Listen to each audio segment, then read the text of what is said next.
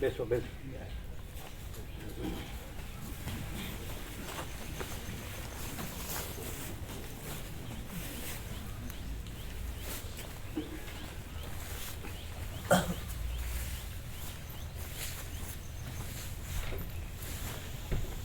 આ ખંખેરો છે ને ચાદર, આ ચાદર ખંખેરો છે ને એટલે એમાં માટી હોય.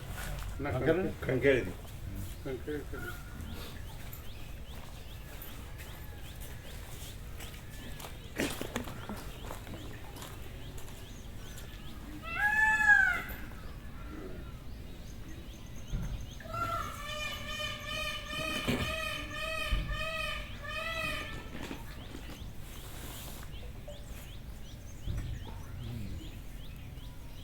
બધું લૂચ્યું છે બરાબર? હા. ફિટ કર્યું છે બધું બરાબર? હા. ફિટ લૂચ્યું છે.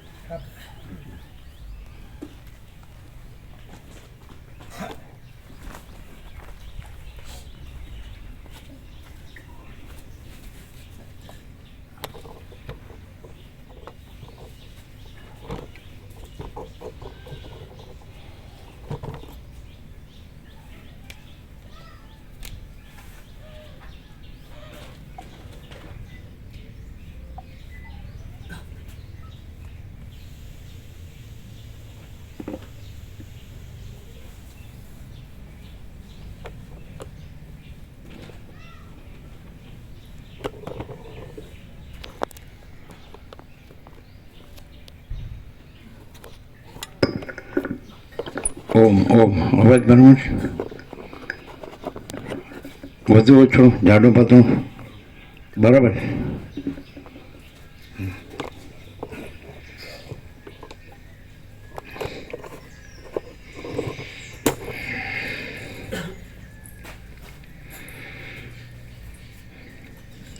પરમ ચિદાકાશ, પરમ જ્યોતિ, અખંડ જ્યોતિ,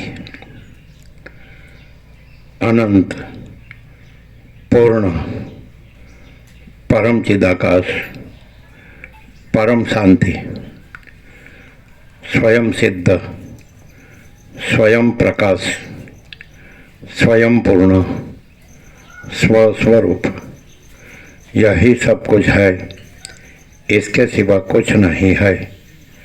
शून्यभास, अनंत कोटि, महाकल्पो है ही नहीं। वशिष्ठ राम वैराग्य। कल सांजे जे हतुं के बाह्य दृष्टिथी જોવાથી આ જગત વાસ્તવિક લાગતું નથી અને હું કંઈક આનાથી જુદો જ છું, આ લેવાનું એટલે એમાં બંને આવી જાય, વૈરાગ્ય પણ આવી જાય અને આત્મજ્ઞાન પણ આવી જાય। હું કંઈક જુદો જ છું એટલે એ અખંડ પ્રકાશ રૂપ પરમાત્મા। લોકો જેને ભજે છે એ હું નથી, સમજે? લોકો જેને રામ માને છે એ વાલ્મીકીનો જે પૂર્વ રામાયણ છે ને એનો જે સંસારનું ચરિત્ર છે ગ્રહસ્થનું એ નહીં, આ વશિષ્ઠના રામ છે 16.5 વર્ષની વયના, કે જ્યારે આ એમની લીલાનું જે રૂપ છે બધા એને માને છે પણ એ નથી, હું એ નથી, એ આમાં આવ્યું। જે બાહ્ય દ્રષ્ટિથી જોવાથી આ જે જગત છે એ વાસ્તવિક લાગતું નથી, એમાં આવ્યા રામ, બધા ભજે છે એ રામ, એટલે એની અંદર એનો હું પણ રહે ભજનારનો, કે હું ભગવાનને જ માનું, બીજા કોઈને માનતો નથી, તો એનું અહમ છે, એ પણ ભ્રમ છે, અને એ રામ છે એ પણ આભાસ છે, બે એ જગતમાં જ આવ્યા, સમજે? એમાં અવતાર નથી। જે મહાચિદાકાશ સ્વયં પ્રકાશ સંપૂર્ણ પ્રકાશ છે, પરમ ચિદાકાશ પરમ જ્યોતિ અખંડ જ્યોતિ છે, એમાં અવતાર નથી, આવિર્ભાવ તિરોભાવ નથી, એટલે આવિર્ભાવ તિરોભાવવાળા રામને માને છે કે આ ત્રેતાના, આ અયોધ્યાના, આ દશરથ કૌશલ્યના, આ રાજ્યભોગો લક્ષ્મીવાળા, આ વનવાસવાળા, સીતાવાળા, લક્ષ્મણ ભરત શત્રુઘ્નવાળા, સમજાય? એ રામ આ નથી, આ રામ નથી એમ કે છે। આ દેહનું નામ રામ છે, હું દેહ નથી માટે હું રામ નથી, અને દેહાધ્યાસ ન હોતી હું દશરથનો પુત્ર નથી। એટલે આ લોકો જે માને છે એ દેહાધ્યાસવાળા રામને માને છે, એમના દેહાધ્યાસ નથી, હું આનાથી કાંઈક જુદો જ છું, 2 શબ્દમાં બધું આવી ગયું. પણ આ લોકો વાંચી જાય, રામ રામ કરે, બસ રામની મૂર્તિ રાખે, છબી રાખે, એને દીવાબત્તી કરે, પૂજા કરે, અને અધ્યાત્મ રામાયણ વાંચે અથવા વાલ્મીકી રામાયણ વાંચે અથવા તો યોગ વસિષ્ઠમાં રામાયણ વાંચે, પણ એ નથી. એટલે બાહ્ય દ્રષ્ટિથી જોવાથી આ જગત વાસ્તવિક લાગતું નથી, અને હું કાંઈક એનાથી જુદો જ છું. એટલે જેનામાં જગત બાહ્ય દ્રષ્ટિ અને જગતની વાસ્તવિકતા ન હોય, અને એ આવો જે બોધ હોય, પ્રકાશ હોય, તો એ અખંડ પ્રકાશ પરમાત્મા છે. તો એ રામ નથી, કારણ કે અખંડ પ્રકાશ પરમાત્મા એમાં કોઈ અવતાર, એનો આવિર્ભાવ કે એની સ્થિતિ, ઉત્પત્તિ કે સ્થિતિ લય એ સંભવતો જ નથી. વસિષ્ઠનું ચિરંજીવપણું પણ, બ્રહ્મા એનું બ્રહ્મ સૃષ્ટિ કરતા પણ સંકલ્પ એ પણ નથી. સ્થિતિ કરતા વિષ્ણુને એના અવતાર રામકૃષ્ણ એ પણ નથી. અને વિરાટ આ આખું દ્રશ્ય છે એ પણ નથી. આખી સૃષ્ટિ કે બ્રહ્માંડ કે વિશ્વ કે અનંત કોટી મહાસૂર્ય, અનંત કોટી બ્રહ્માંડો, અનંત કોટી સૃષ્ટિથી પહેલાં એ પણ નથી. અનંત નામરૂપ અને બ્રહ્મ સાક્ષી અને ઈશ્વર હિરણ્યગર્ભ વિરાટ સાક્ષ્ય સમષ્ટિ અને વ્યષ્ટિ સાક્ષી સાક્ષી આત્મા જીવ મન દેહ એ પણ નથી. તુર્ય અને તુર્યાતીતમાં કોઈ નથી, કાંઈ નથી, કાંઈ થતું નથી. તો આવું જે કેવળ પરબ્રહ્મ અખંડ સચ્ચિદાનંદ જ છે, અને કેવળ અખંડ જ્યોતિ સ્વરૂપ પરમાત્મા જ છે, અને અમાપ સચ્ચિદાનંદ ઘન પરમાકાશ જ છે, અને આ જ છે બસ. બીજું કોઈ નથી, બીજું કાંઈ નથી, બીજું કાંઈ થતું નથી. એટલે જે માનતો કે હું ભગવાનને માનું છું, તો એનું હું જ છે. બીજું કે હું મારું નહીં, બીજું કરતો હોય છે. એટલે બે રીતે ખોટું છે. એક એ ધન ને ઘર ને બધું એનુંય કરતો હોય છે, અને આ આભાસ રામનોય કરતો હોય છે. સમજાય કે નહીં? એટલે એ નથી. જો વસિષ્ઠને પ્રકાશથી સાંભળે તો જ એમ વાંચી જાય અને પોતાની શબ્દ બુદ્ધિથી સમજે તો એ નથી. અખંડ પ્રકાશ રૂપ પરમાત્મા, જે વાલ્મીકી મંગલાચરણ કર્યું ભરતદાસ સાથે, કે અખંડ પ્રકાશ રૂપ પરમાત્મા જે ભૂમિમાં, આકાશમાં, સ્વર્ગમાં પ્રકાશે છે, જે શરીરની અંદર ને બહાર પ્રકાશે છે, પણ એની અંદર ભૂમિ નથી, સ્વર્ગ નથી, આકાશ નથી, અને દેહ નથી, અંદર બહાર નથી, પણ અખંડ પ્રકાશ રૂપ પરમાત્મા છે. પોતે જ છે ને, બીજું કોઈ નથી, કાંઈ નથી, કાંઈ થતું નથી. એ આ એક જ વાક્યમાં બધું આવી ગયું.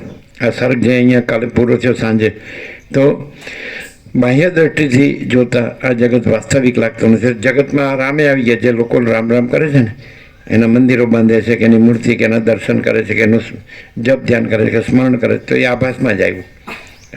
એ બાહ્ય દ્રષ્ટિ આવી, અને બાહ્ય દ્રષ્ટિથી જોતા જગત વાસ્તવિક, તો આ વાસ્તવિકતા નથી. આ જે લોકો જે રામને માને છે, કે કૃષ્ણને શિવ શક્તિ દત્ત, એ લોકોએ તત્વબોધથી તમે એ વસ્તુને જાણો, પ્રકાશથી જાણો, તો એ એમ કે જે અખંડ પ્રકાશ રૂપ પરમાત્મા છે કેવળ, અને એ આદિ મધ્ય અંતરહિત છે, અનાદિ સિદ્ધ સત છે. એમાં કાંઈ ઉત્પન્ન થતું નથી, કાંઈ સ્થિતિ પામતો નથી, કાંઈ લય પામતો નથી. જેમ આકાશ છે તો એમાં બીજું આકાશ નથી, એમ ચૈતન્ય આકાશ છે, ચિદાકાશ, તો એમાંય બીજું ચિદાકાશ નથી. ચિદાકાશ કયો પરબ્રહ્મ પરમાત્મા કયો ન કયો તો એ વાંધો નહીં, કયો તો એ વાંધો નહીં, કારણ કે કેનારનો કેનાર છે જ નહીં. સોચના કહેના સુનના નહીં, યાદ રાખના ભૂલના નહીં. હું છું ત્યાં સુધી આ પ્રકાશની ખબર નથી, અને પ્રકાશ છે તો હું નથી ને જગત નથી. એટલે આ પ્રકાશથી સાંભળે તો જ ખબર પડે. અને જો આ પકડી રાખે પોતાને કે નહીં, મારી તો રામમાંની ઈચ્છા છે, રામ પૂર્ણ બ્રહ્મ છે, પરમાત્મા છે, તો એ આભાસ છે. કારણ કે એમાં હું આવ્યો કે નહીં, હું જ ચિદાભાસ છે, અને ચિદાભાસ જ નથી. રામે ચિદાભાસ છે, એ નથી. આ જગત એ ચિદાભાસ છે. એની ચિદાભાસ એટલે ચૈતન્યનો આભાસ, પ્રતિભાસ, રિફ્લેક્શન, ઇમેજિનેશન, કલ્પના, ઇલ્યુઝન, ભ્રમ, સમજાય, પ્રોજેક્શન, પ્રક્ષેપ, તો એ કાંઈ નથી. સમજાય? એટલે બસ આ પરમ चिदाकाश परम ज्योति अखंड ज्योति यही सब कुछ है, इसके सिवा कुछ नहीं है. એને વ્યક્ત કરીએ કે શું છે, તો અનંત પ્રકાશ, અનંત આનંદ, અનંત શાંતિ. પણ શબ્દો નથી. કોઈ એમ કે આખું યોગ વાસિત ગોખી નાખે, અથવા આ પ્રકાશ છે એના શબ્દોનું ગોખી નાખે, તો એ પણ નથી. એનું હું છે, અને એનું હું નથી, એટલે એનું ગોખેલું નથી, એનું જાણેલું નથી, એનું વાંચેલું નથી, સમજેલું નથી. કારણ કે એ કેવી રીતે ખબર પડે? અખંડ પ્રકાશ પરમાત્મા જ્યાં હોય ને, અને સદાશિવ નો રહ્યા હોય, અને અખંડ પ્રકાશ પરમાત્મા જ રહ્યા હોય અને વસિષ્ઠ નો રહ્યા હોય, સરસ્વતી નો રહ્યા હોય અને વાલ્મીકી નો રહ્યા હોય અને રામ નો રહ્યા હોય, તો એવું કોઈ રહ્યા હોય તો એમ કે વસિષ્ઠ કે એ સામાન્ય માણસ જેવા લાગે છે, પણ એ અખંડ પ્રકાશ પરમાત્મા રહે છે અને એ પોતે નથી, જગતે નથી. તો એનું બધું એ કાંઈ બોલે પણ નહીં, કોઈને ઓળખે પણ નહીં. એનો આવિર્ભાવ થઈને તિરુભાવ થઈ જાય, ઉત્પત્તિને લય થઈ જાય, એ જીવી જાય, તો એ જન્મ્યા નથી, જીવ્યા નથી, મર્યા નથી, અને અખંડ પ્રકાશ પરમાત્મા જ છે. તો એવા હોય તો એ તો ઓળખી ન શકાય, કારણ કે દરેક તો હુંથી હોય એટલે પોતાને દેહરૂપ માનતા હોય તો દેહરૂપ જ જુએ, એટલે ખબર ન પડે.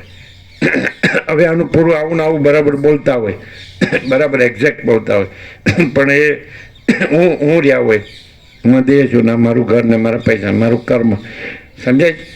તો એ તો ઓળખી ના શકાય. પહેલાં બોલે નહીં, પેલા કાંઈ કહે નહીં, આમ દેખાય કે શ્વાસોશ્વાસ લે છે, આંખ ખુલ્લી છે, કાન ખુલ્લા છે, જુએ છે, સાંભળે છે, સ્પર્શને સૂંઘી શકે છે, નાક છે અને જીભ છે, સ્વાદ કરે છે, તો અને બધું જ જીવતા જાગતા બોલતા ચાલતા, ખાતા પીતા, ઉડતા બેસતા, આવતા જતા, સહજ, એટલે આમ સરળ, સીધા સાદા માણસ જેવા માણસ. તો એ તો ઓળખી ના શકાય, કારણ કે પેલા હું વાળા જ છે બધા. હું પુરુષ છું, હું સ્ત્રી છું, અને આ બધું મારું છે. આમ એ જે ફેમિલી હોય કે કુલ કુટુંબ, જ્ઞાતિ, સમાજ, દેશ, દુનિયા કે સંસાર વ્યવહાર કે લેવડ દેવડ, જે પૈસા ને ભોગો ને બધું, બરાબર. તો પછી એ બેના લક્ષણ આ વ્યક્ત ન કરે તો કેવી રીતે ખબર પડે? અને પેલા પૂરું વ્યક્ત કરે તો બે કેવી રીતે ઓળખાય? ન ઓળખાય. ફિલોસોફી નહીં, પ્રેક્ટિકલ. જે સામાન્ય માણસ જેવા દેખાતા હોય છતાંય પોતે જ એ હોય, પરમ ચિદાકાશ, પરમ જ્યોતિ, અખંડ જ્યોતિ, તો એ ઓળખવામાં કંઈ કરવું ના પડે, સહજ એ એવા જ હોય. અને એ આખો એમનો જે પ્રકાશ, શાંતિ, આનંદ જે હોય ને એટલું પૂર્ણ હોય કે એમને દ્રશ્યની કોઈ વ્યક્ત ન કરે એટલે કોઈને ખબર ન પડે, એ સામાન્ય માણસ જેવા જ લાગે. પણ દ્રશ્યની દ્રષ્ટિથી જોવે તો દ્રશ્યમાં એમને કાંઈ ન લાગે, વળગે જ નહીં એને, અને કંઈ એમનું એની ભાળ પણ નથી હોતી, એટલે દ્રશ્ય જેવું કંઈ સંભવતું જ નથી. એટલે માણસ જે હું ને મારુંથી નથી હોતું ભાળ, દ્રશ્યની ભાળ જ નથી, જાણતા જ નથી, દ્રશ્યને જાણતા જ નથી. એટલે જે માણસ હું ને મારાથી જોતો હોય તો એને સૌથી પહેલી ખબર પડે કે મારામાં હું છે એવું હું અહીંયા નથી, મારામાં મારું છે તો એવું મારું અહીંયા નથી, હું સ્ત્રી છું કે પુરુષ છું કે એવું જે હું માનું છું એવું અહીંયા નથી, અને સંસારમાં કંઈક સાચું છે ને એમાં હું કંઈક કરી રહ્યો છું ને જાણીને કંઈક કરું છું તો એવું અહીંયા નથી. તો પછી એને એકદમ એમ થાય કે આ બિલકુલ દેખાય છે બિલકુલ મારા જેવા, પણ છે ટોટલી ડિફરન્ટ, હું ક્યાં અને આ ક્યાં. તો અને એમ એ જોયા કરે, ઓબ્ઝર્વ કરે કે આ શું છે, તો એને ચોક્કસ ખબર પડે કે ઈશ્વરથી માંડીને કીડી સુધી કંઈ પણ એને અપેક્ષા નથી કોઈ, એને ખબર જ નથી એને કે આવું કંઈ છે એમ. અને એક્ઝેક્ટ આવું નવું બોલતો હોય અને એ બે હુંથી રહ્યો હોય અને બધું કરતો હોય તો એ કેવી રીતે ખબર પડે? એક્ઝેક્ટ બોલતો એટલે એમ કે હું ને મારું નથી, આ જગત નથી અને હું આ જ છું એમ કહેતો. એ એમ કહેતો હોય કે આખું એ જ છે, પણ એને પોતાની આઈડેન્ટિટી ચિદાભાસમાં, આ હુંમાં, નાનો સીમિત પરિચ્છિન્ન સંકુચિત એવા દેહમાં એની આઈડેન્ટિટી રાખેલી હોય, અને સ્ત્રી છું, પુરુષ છું, આ જગત સાચું છે, એમાં મારે આમ જાણવું છે, કરવું છે. ઇવન ભગવાનને પણ હું જાણું છું કે જાણવા કરું છું કે આત્મ સાક્ષાત્કાર કે ઈશ્વર સાક્ષાત્કાર એનાય પુરુષાર્થ કરતો હોય, પણ એ એના શબ્દો જ હોય. એ જે બોલતો હોય કે બધું જ છે, પરમાત્મા છે, તો એ ખાલી શબ્દો હોય, પોતાની આઈડેન્ટિટી અલગ જુદી આ ચિદાભાસમાં જ હોય.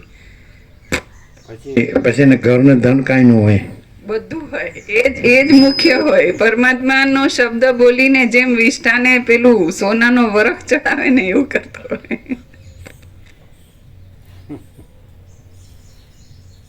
લાસ્ટ વાક્ય. બાહ્ય દ્રષ્ટિથી જોતા જગત વાસ્તવિક લાગતું નથી અને હું કંઈક જુદો જ છું, સમજે? એટલે મને એની સ્પષ્ટતા જોઈએ છે.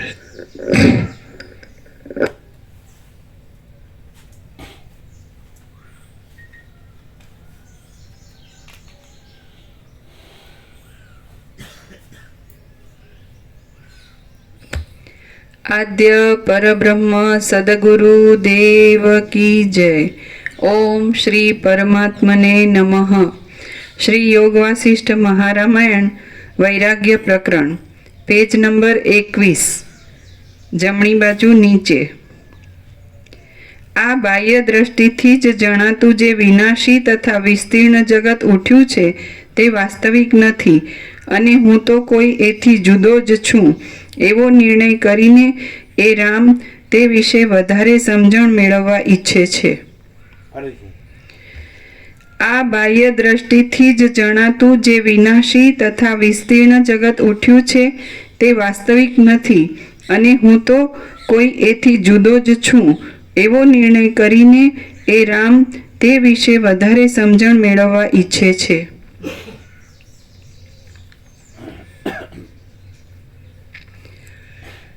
Page number 22, સર્ગ 11મો.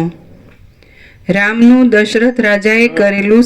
તૈયાર માણસ હોય ને તો આટલામાં જ પૂરું થઈ જાય, આ એક જ વાક્યમાં પૂરું થઈ જાય. અને જો આ બાહ્ય દ્રષ્ટિથી દેખાતું જગત વિસ્તીર્ણ અને વિનાશી એ સાચું લાગતું હોય ને તો લંબાયા કરે. બીજું, જેને નથી મળ્યું આ પ્રકાશ કે અખંડ પ્રકાશ રૂપ પરમાત્મા જ છે, બીજું કાંઈ નથી ને બીજું કાંઈ થતું નથી, તો તૈયાર હોય ને આને વાતાવરણ કુદરતનો ખોળો એટલે ભગવાનનું ઘર, જેમાં હું મારો કાંઈ નથી, કોઈ બીજું કાંઈ નથી, પરમાત્મા જ આ રહ્યા છે, આ જગ્યા રહ્યા છે, અને પરમાત્મા જ આ અખંડ પ્રકાશ પ્રકાશી રહ્યા છે.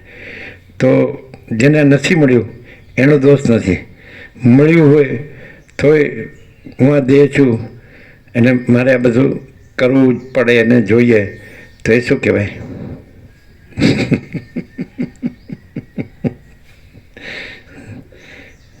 થોડું એમ કે આ ટોપી લઈને પછી તો છે જ એનું શું કહે જે તો થોડું આ ટોપી લઈએ ને જે કર્યું છે ને પછી તો આ છે જ ને, આ ક્યાં જવાનું છે?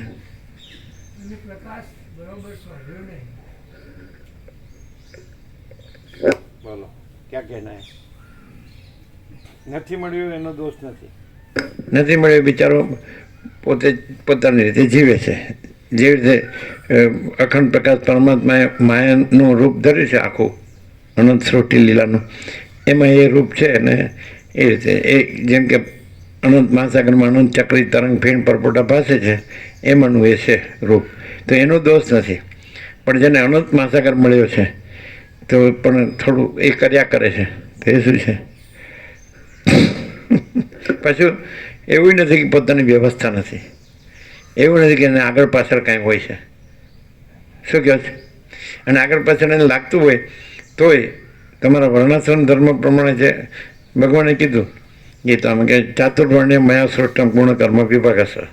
આ બધો વર્ણાશ્રમ ધર્મ છે એ સત્વ ગુણ રજોગુણ તમોગુણથી મેં જ રચ્યા છે. ભલે અત્યારે નથી એ બધું, પણ અખંડ પ્રકાશ પરમાત્મા તો છે, અને બાહ્ય દ્રષ્ટિથી દેખાતું વિનાશી વિસ્તીર્ણ વિનાશી જગત તો વાસ્તવિક લાગતું નથી, એ તો બધાને ખબર પડે છે કે આપણે જન્મ્યા જ નથી અને અખંડ પ્રકાશ પરમાત્મા છે, અને આપણે મરી ગયા અને અખંડ પ્રકાશ પરમાત્મા છે, અને આપણે જન્મ્યા જીવીએ છીએ, હું મારું કરીએ છીએ, રાગદ્વેષ કરીએ છીએ, આ પૈસાને ઘરને બધું કરીએ છીએ, બધું કામ કરીએ છીએ, તો એમ તો એમ ખબર પડે છે કે આ નાશવંત છે, આ બધો વિસ્તીર્ણ આભાસ, જેમ મહાસાગરમાં ચક્રી તરંગ ફીણ પરપોટાની જેમ આભાસ માત્ર જ છે આ હું ને જગત. તો નથી મળ્યું એનો દોષ નથી, અને પૂરેપૂરું મળ્યું તો આમાં કાંઈ બાકી છે? બધી રીતે કે કોઈ રીતે જરાક જેને કાંઈ નડતું હોય તો એને પોતાનું હું ને જગત એનો ભ્રમ નડે છે, અને જેને એમ લાગે કે અહીંયા તો હું ને જગતનો ભ્રમ છે જ નહીં. પેલા રામકૃષ્ણ પરમહંસ હતા તો કોઈ ત્યાં જપ ધ્યાન કરતો ને તો કે અહીં ધ્યાન કરે છે, અહીંયા આ ધ્યાન કરે છે, એટલે એ જગ્યા છે એ તો પ્રભુ તમે સમજ્યા નહીં. રામકૃષ્ણ પરમહંસ કીધું સમજ્યા? પેલું ધ્યાન જપ કંઈક કરતો ને સાધન ભજન તો પછી તો કે અહીંયા કરે છે, અહીંયા, એટલે એનો અર્થ શું થયો? નહીં સમજાણું હોય, નહીં સમજાણું ને સારું થયું, તમને સમજાણું મુકુંદ પ્રભુ? અહીંયા આ બધું કરે છે એટલે શું?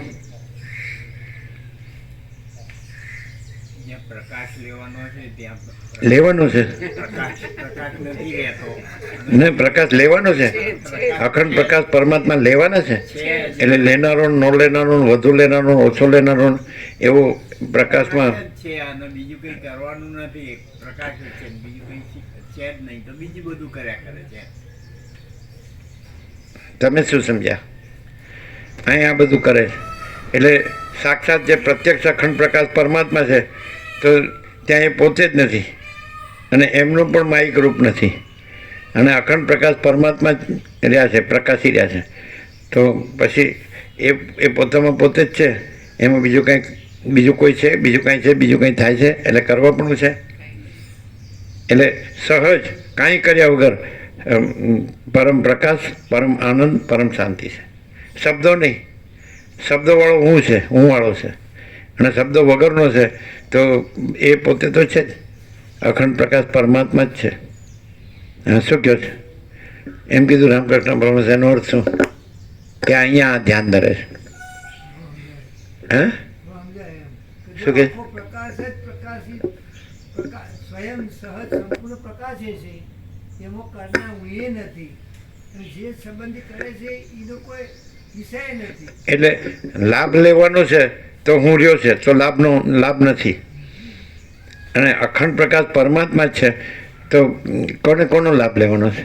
અખંડનો અર્થ શું થાય? પેલું ખંડ થઈ ગયું કે આ અખંડ પ્રકાશ પરમાત્મા છે ને એમાં હું લાભ લેનારો છું. એટલે અખંડ પ્રકાશનો અર્થ, પરમાત્માનો અર્થ, એમાં પાછો હું એવો ટુકડો કરો, એવું ખરું? અને હું કંઈક કરું અને લાભ, એટલે હું સાંભળું અને પછી હું એના ઉપર વિચાર કરું એમ અને પછી એનો લાભ કરું, એવું છે? એટલે અજ્ઞાનની ઉતરતા ક્રમની ભૂમિકા, જ્ઞાનની ચડતા ક્રમની ભૂમિકાને એવું બધું છે. બ્રાહ્મી સ્થિતિ અને બ્રહ્મ નિર્વાણને એવું છે. તુર્યાતીત એવું છે. કોઈ છે, કાંઈ થાય છે તો એવું નથી. પણ નથી સમજાતું એનું કારણ પોતાનો હુંનો ભ્રમ છે. હું દેહ છું તો હું દેહ છું એટલે લાભ થાય અને અખંડ પ્રકાશ પરમાત્મા જ છે તો એમાં લાભ કે અલાભ એવું કંઈ છે? હું દેહ છું એ ભ્રમ પોતાનો છે કે અખંડ પ્રકાશ પરમાત્મામાં છે? હું પુરુષ છે કે હું સ્ત્રી છું, મારું ઘર છે કે ધન છે, તો એ અખંડ પ્રકાશ પરમાત્મામાં એ ભ્રમ છે અને પોતાનો એ ભ્રમ કંઈ સાચો છે? પોતાનો એ ભ્રમ હોય તો પણ એ કંઈ સાચો છે? તો ભ્રમ રાખીને આ લાભ થાય અને ભ્રમ ન રાખે લાભ કરવાનો છે. અખંડ પ્રકાશ પરમાત્માએ પોતાનો લાભ કરવાનો છે પોતામાં, અને પોતામાં બીજો કોઈ ભ્રમ છે? કોઈ આ હું છું ને જગત છે એવો કોઈ ભ્રમ છે ને એને લાભ કરવાનો છે?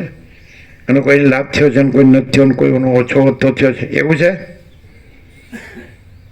કેટલું સહજ નથી અહીંયા? સહજ. તો એમાં કંઈ ન્યૂનતા દેખાતી હોય તો પોતાની છે, ભ્રમની છે કે પરમાત્માની છે? તો અહીંયા અખંડ પ્રકાશ પરમાત્મા જ છે. અને જો એમ અંદર સ્પષ્ટ થઈ જાય કે બાહ્ય દ્રષ્ટિથી આ વિસ્તીર્ણ અને વિનાશી જે જગત છે વાસ્તવિક લાગતું નથી અને હું કંઈક એનાથી જુદો છું, તો હવે એ જે વિચાર છે એ પણ નથી ને વિચારનાર પણ નથી અને અખંડ પ્રકાશ પરમાત્મા છે. તો એવું અહીં છે પણ ન સમજાતું હોય તો એનું કારણ શું હોય છે?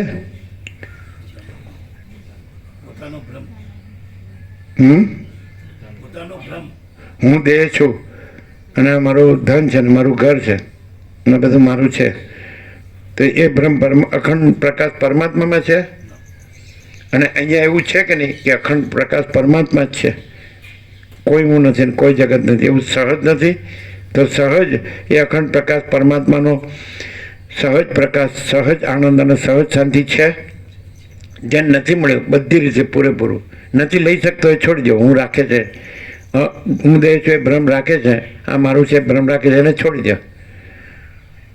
એને જે કંઈક પોતાના હુંથી બીજું કંઈક રાખવું છે, કરવું છે, એટલે એ અહીં દોષ જુએ તો એના હું ભ્રમનો દોષ છે. અહીં કોઈ દોષ છે? સમજાય? તો આ પૂરેપૂરું મળ્યું છે ને તો દેહથી આવી રહે દેહ હું છું એ ભ્રમથી રહે તો એ લાભ ન થાય, ખાલી શબ્દ બુદ્ધિથી રહે તો એ લાભ ન થાય, અને બધું પૂરેપૂરું એને સમજી શકતો હોય, બુદ્ધિ હોય, અને બધું યાદે રહી શકતો હોય, બધું બોલી શકતો હોય તોય લાભ ન થાય. બીજું કોઈ નથી, કાંઈ નથી, ને કાંઈ થતું નથી, અને અખંડ પ્રકાશ પરમાત્મા કહેવા પણ નથી, અને એ અખંડ પ્રકાશ પરમાત્મા પોતામાં પોતે જ છે. તો કદાચ આ જે ભાસ માત્ર આ વાસ્તવિક નથી, વિસ્તીર્ણ અને વિનાશી જગત ભાસતું હોય, હું ને મારું ભાસતું હોય, તો પણ અહીંયા એનું કોઈ પોસાય એવું છે પ્રતિપાદન, સમર્થન એવું કંઈ આવે જ? એ રાખે તો એ જ ગુમાવે છે. સંપૂર્ણ પ્રકાશ છે, સંપૂર્ણ પ્રકાશ, સંપૂર્ણ આનંદ, સંપૂર્ણ શાંતિ, અનંત પ્રકાશ, અનંત આનંદ, અનંત શાંતિ. તો અખંડ પ્રકાશ પરમાત્મા તો એ પોતે જ છે ને? તો એવું છે.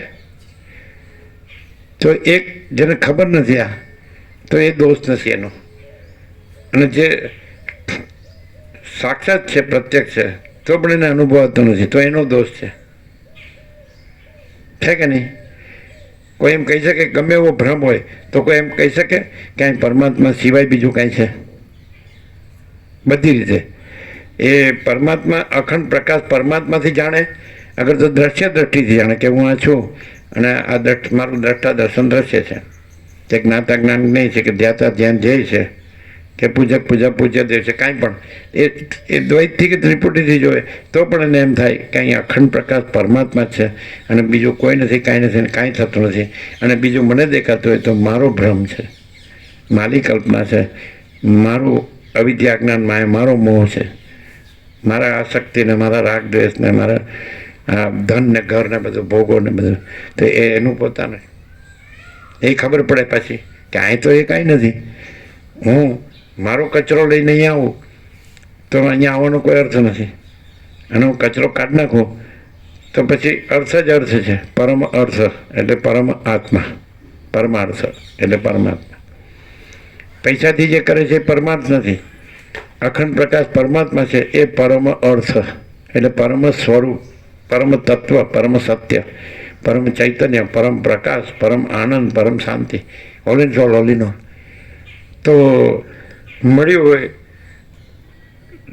તો પણ એને થોડું જુદું, જો હું કાંઈક એનાથી જુદો છું એટલે અખંડ પ્રકાશ પરમાત્મા, તો આને એમ થાય કે હું જાણું છું એટલે હવે થોડું મારું, હવે થોડુંક કરી શકું એમ છું, ને સારું થાય છે, સાચું જ કરું છું, સારું જ કરું છું, તો થોડું આ ટોપી લઉં.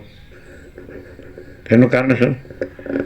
અને એને આગળ પાછળ કાંઈ ન હોય, અને પોતાની વ્યવસ્થાથી પણ રહી શકે, ત્યાં રહે કે અહીંયા રહે, સમજાય છે? એને કોઈ આમ જાણે તો કોઈ માયા નથી. અને વર્ણાશ્રમ ધર્મ જે કૃષ્ણે કીધા તો એ પ્રમાણે 50 પછી તો વાનપ્રસ્થ આવે, 75 સંન્યાસ આવે, અને પછી આશ્રમાતીત આવે, અવધૂત પરમહંસ, એવું કીધું લાઈનસર. તો એ પણ 100ની આયુષ્ય ગણીને, હવે તો 70ની એવરેજ છે, તો વહેલા એને જાગી જવું પડે. શું કહ્યું? કેટલા એમ થાય ને? 70ની એવરેજ હોય તો વહેલા જાગી જવું છે કે ભાઈ આ નામે કીધું એ કે આ બાહ્ય દ્રષ્ટિથી દેખાતું વિસ્તીર્ણ અને વિનાશી જગત વાસ્તવિક લાગતું નથી, અને હું કંઈક એનાથી જુદો જ છું.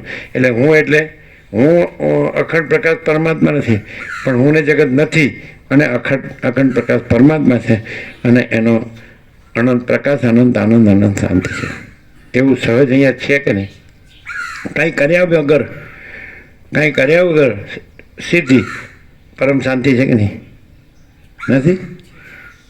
અહીંયા તો થોડા તમે કોઈ લગ્નમાં આવ્યા છે, અને થોડા તમે કોઈ લોકાચારમાં આવ્યા છે, તો કોઈ હરકશોક છે?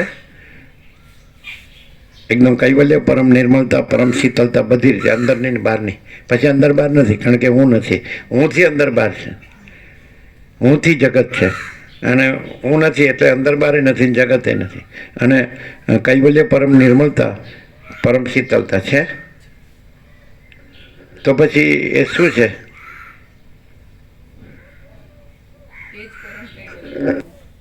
ના, તો એને કાંઈ નથી ત્યાં, અને પૂરી વ્યવસ્થા છે, તો એ કંઈક કર્યા કરે છે. એ શું છે? હજી દોડ્યા કરે છે. એ શું છે?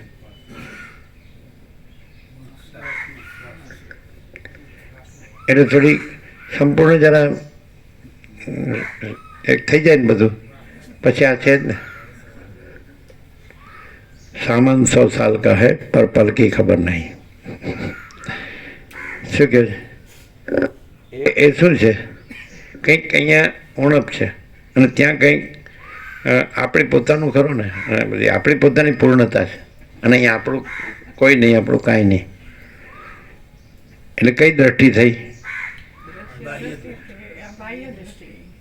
બાહ્ય દ્રષ્ટિ, જગત દ્રષ્ટિ, વિસ્તીર્ણ વિનાશી દ્રષ્ટિ. તો પછી રામ કે પરમાત્મા બોલવાનું છે. અહીંયા રામ નથી અને અખંડ પ્રકાશ પરમાત્મા છે. બસિત નથી, સદાશિવ નથી, સરસ્વતી નથી, વાલ્મીકી નથી, કોઈ હું નથી, કોઈ તું કે તે નથી, કોઈ જગત નથી અને અખંડ પ્રકાશ પરમાત્મા છે. એ આ પ્રકાશ નથી? આ પ્રકાશ એ જ નથી કે એમાં બીજું કાંઈ છે? એમાં હું આવે તો શું કહો છે? બોલો. તો કેમ ક્યાં ગાડી અટકે છે?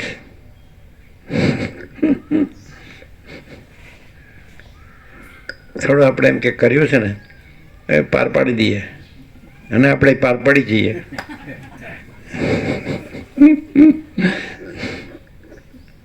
પેલા કે ક્યાંય ગયા તો કે જતા રહ્યા, પણ એ પાર પાડીને આમાં અખંડ રહેવાના હતા ને.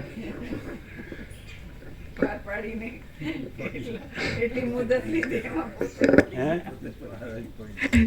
પાડીને એમ કરીને એટલી મુદત લીધી ને એમાં પોતે જ પાર પડી ગયા. સારું.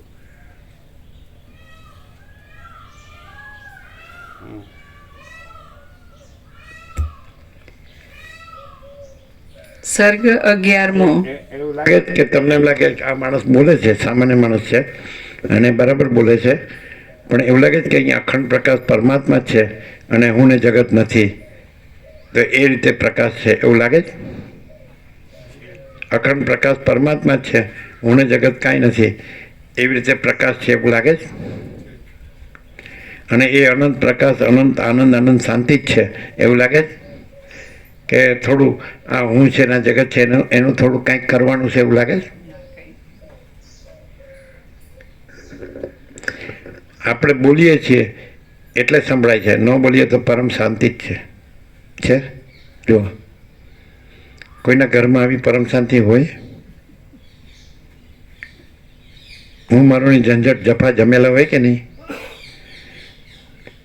અમે એક જણને પૂછ્યું તો નહીં કરાય તો દેવ થઈ ગયા.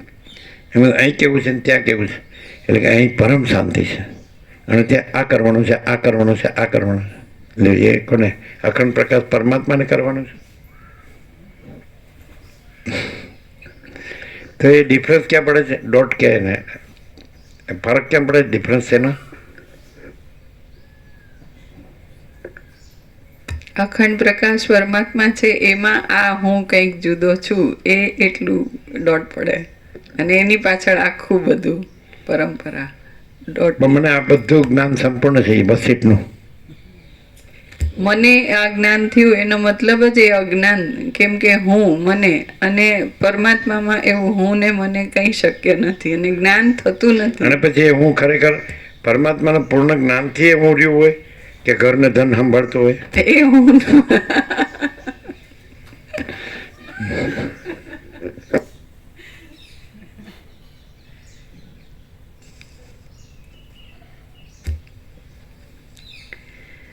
સર્ગ 11મો. રામનું દશરથ રાજાએ કરેલું સાંત્વન.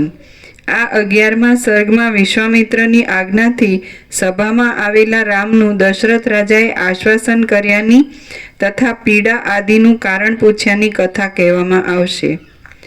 વિશ્વામિત્ર બોલ્યા, હે મહાવિચક્ષણ અનુચરો, જો એમ હોય તો જેમ મૃગો પોતાના યુથપતિને લઈ આવે તેમ તમે તરત રઘુનંદન રામને અહીં લઈ આવો. રઘુપતિ રામને આજે મોહ થયો છે તે કોઈ જાતની આપત્તિઓથી કે કોઈ જાતના રોગથી થયો નથી, પણ તે વિવેક અને વૈરાગ્યને લીધે થયો છે. કોણે કીધું? વિશ્વામિત્ર બોલ્યા, હે મહાવિચક્ષણ અનુચરો, જો એમ હોય તો જેમ મૃગો પોતાના યુથપતિને લઈ આવે તેમ તમે તરત રઘુનંદન રામને અહીં લઈ આવો. રઘુપતિ રામને આજે મોહ થયો છે તે કોઈ જાતની આપત્તિઓથી કે કોઈ જાતના રોગથી થયો નથી, પણ તે વિવેક અને વૈરાગ્યને લીધે થયો છે. એ મોહ નથી પણ બોધ જ છે, અને તેનું ઉત્તમ ફળ આવશે. આ સંપૂર્ણ અખંડ પ્રકાશ પરમાત્માનું જ વાતાવરણ હોય, સમજાય છે, તો લાભ ન લઈ શકે તો એ વિવેક વૈરાગ્ય કહેવાય. અને ઘરને ધન સંભાળે તો વિવેક વૈરાગ્ય કહેવાય. આ ન મળ્યું હોય એનો દોષ નથી, અને પૂરેપૂરું મળ્યું છે કે નહીં, થોડું કંઈક ત્રુટિ હશે, કોઈ ન્યૂનતા, કોઈ ખામી હશે. ખરું કેમ કે આપણે જે ઘરે આપણે રાંધીને જેવું ભાવતું બનાવી શકીએ ને, એ તો આપણે જે જેવું તેવું જે બન્યું એવું ખાઈ લેવું પડે. આપણે માફક આવે કે ન આવે, ભાવે કે ન ભાવે, અને આપણી રીતે પેલું બધું હલનચલન કરી શકીએ. અહીંયા થોડું મર્યાદામાં રહેવું પડે, એવું નહીં? પણ ઘરે જે બનાવીને લઈ શકે અહીંયા કરી શકે. અહીંયા કોઈ બંધન ક્યાં છે? ફ્રી જ છે બધું. અહીંયા ક્યાં બંધન છે? કઈ ફ્રી તો છે. આ તો વ્યાપકનું ફ્રી કહેવાય, પેલું આપણું પોતાનું ફ્રી કહેવાય.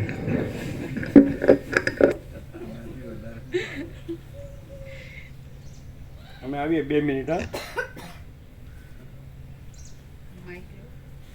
આજે ઉત્સવ પાન ફૂલ કર્યું.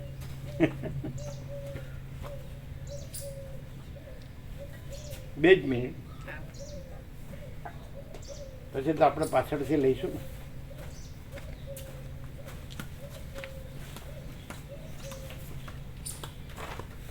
આની પર સૂર્યનારાયણ ભગવાને લાઈટ કરી.